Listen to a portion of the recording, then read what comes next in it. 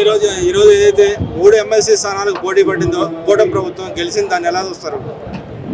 ఈరోజు కూటమి ప్రభుత్వం వచ్చాక ఈ 9 నెలల్లో రాష్ట్రంలో ఉన్న ఆర్థిక పరిస్థితి స్థితిగతుల్ని మెరుగుపరుస్తూ రాష్ట్ర పునర్నిర్మాణం కోసం చంద్రబాబు నాయుడు గారు కానీ, లోకేష్ బాబు గారు కానీ, పవన్ కళ్యాణ్ గారు కానీ, అదేవిధంగా బీజేపీ నాయకులతో కలిపి పునర్నిర్మాణం జరుగుతున్న భాగంలోనే పునర్నిర్మాణం జరగాలంటే శాసనమండలిలో కూడా మెజార్టీ ఉండాలి అనే ఉద్దేశంతోనే విఘ్నులైన నాయకుల్ని గెలిపించడం జరిగింది.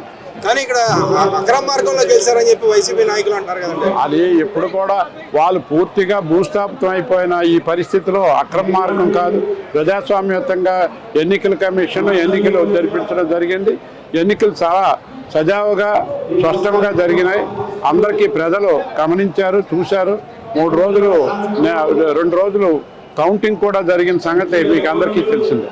అంటే దీని రెఫరెండంలో చూడొచ్చు ఈ 9 నెలల పరిపాలన మీద. వాళ్ళు భవిష్యత్తులో పూర్తిగా భూస్థాపితం అయిపోయిన పరిస్థితి ఏర్పడింది. ఈ భూస్థాపితం అయిపోతున్నారు. వాళ్ళకి ఆ పరిస్థితులు కనుమెరుగైపోతే పరిస్థితులు ఎటువంటి పరిస్థితులు కూడా కనబడిన కారణంగానే వాళ్ళు ఈ తప్పుడు మాటలు ఈ అంపచేయి మీద ఉన్న పరిస్థితిగా మాట్లాడుతుంది. అంటే ఇక్కడ దీని రెఫరెండంగా చూడొచ్చు ఈ 9 నెలల పరిపాలన మీద. రెఫరెండం అంటే కంపల్సరిగా రెఫరెండంగా చూడవచ్చు. చూడడానికి 100% రెఫరెండం అనేది ఖచ్చితంగా చెప్పొచ్చు. అదేవిధంగా ఏదైతే పోసాని మురళీకృష్ణ అక్రమ అరెస్ట్ చేశారని చెప్పండి, నిజమంత అంటారు? అక్రమ అరెస్టులు కాదండి, వాడు అదేదో అన్నట్టు గంపడున్న వాళ్ళు వంపడున్న వాళ్ళు పెంచేటట్టు ఈరోజు రాష్ట్రంలో ఉన్న ఆ పరిస్థితులను చూస్తే చాలా అధ్వాన పరిస్థితుల్లో చేసి రాష్ట్రంలో చంద్రబాబు నాయుడు రాష్ట్రంలోనే అరెస్ట్ చేయించి ఈ దుర్మార్గులు మాకు తప్పుడు కేసులు అని చెప్పడం అనేది అంతకంటే దౌర్భాగ్యం ఇంకోట్లేదు. అంటే అంబటి రాంబాబు గారు అంటున్నారు మీ నాయకులు కూడా తప్పులు మాట్లాడగా మరి వాళ్ళ మీద ఎందుకు కేసులు పెట్టలేదని చెప్పి అడుగుతున్నాడుగా. మా నాయకులు ఎప్పుడు తప్పుడు మాట్లాడలేదండి. అంబటి రాంబాబు తర్వాత కొందరు నాయకులు మాట్లాడిన మాటలు చూస్తే చాలా హాస్యాస్పదంగా ఉందని మీకు అభ్యర్థులు. అదేవిధంగా బొత్స సత్యనారాయణ గారు అంటున్నారు 3 రాజధానులు మా పాలసీ అని చెప్పి ఇప్పటికే మాట్లాడుతున్నారు, ఎలా చూస్తారు?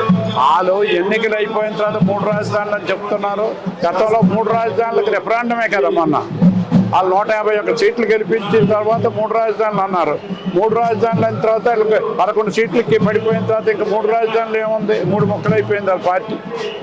అదేవిధంగా చూస్తుంటే ఏదైతే రాజధానిని శ్మశానంతో పోల్చాడు టీడీపీ నాయకులైనా మీరు కాటి కాపరా అని చెప్పి అడిగారు, దాన్ని ఎలా చూస్తారు?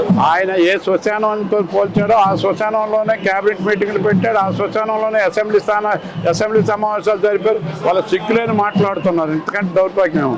అలాగే చూస్తుంటే ఈ కూటమి ప్రభుత్వం అనౌన్స్ చేసిన బడ్జెట్ ఎలా చూస్తారు సార్? బడ్జెట్ అనేది చాలా పేదవాడికి, సామాన్య ప్రజానీకానికి బడ్జెట్ అనేది ఒక మంచి పరిణామం అనేది. అంటే ఇది అంకిల్ గారిడి లాగా ఉంది కానీ ఏమి దీంట్లో ప్రజలకి న్యాయం జరగదు అంటున్నారు.